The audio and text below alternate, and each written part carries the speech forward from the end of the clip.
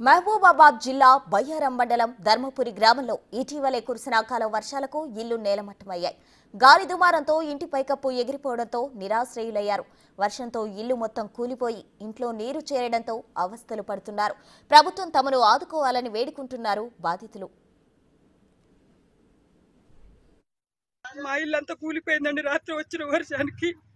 మా ఆయన ఇంటికాడ ఉంటాడు, ఏం పని చేయడు. నేను కష్టపడి ఆ రేగులు తెచ్చేసుకున్నా, ఆ రేగులు కూడా కూలిపోయినాయి. మాకు తింటానికి తిండి కూడా లేదండి.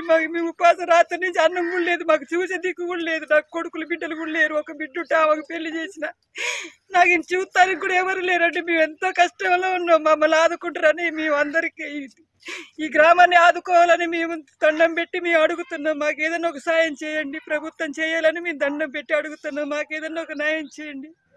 అసలు ఇల్లు చూడడానికి కూడా అసలు బాగాలేదు, మా ఆయనకు కూడా బాగాలేదు. అసలు మేము ఎట్లా బ్రతకాలో మాకు ఏం అర్థం కావట్లేదు. అసలు ప్రభుత్వం ఏమైనా ఆదుకుంటుందని మేము సాయం కోరుతున్నామండి.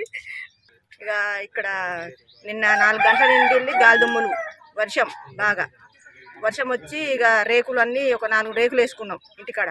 ఆ 4 రేకులు మొత్తం పోయినాయి. ఇక ఏమీ లేదు. రాత్రి నుంచి వెళ్ళి వర్షం రాత్రి నుంచి వెళ్ళి అన్నం లేదు, ఏమీ లేదు. రేకులన్నీ పోయినాయి. బియ్యం, ఉప్పు, పప్పులు అన్నీ నానిపోయినాయి.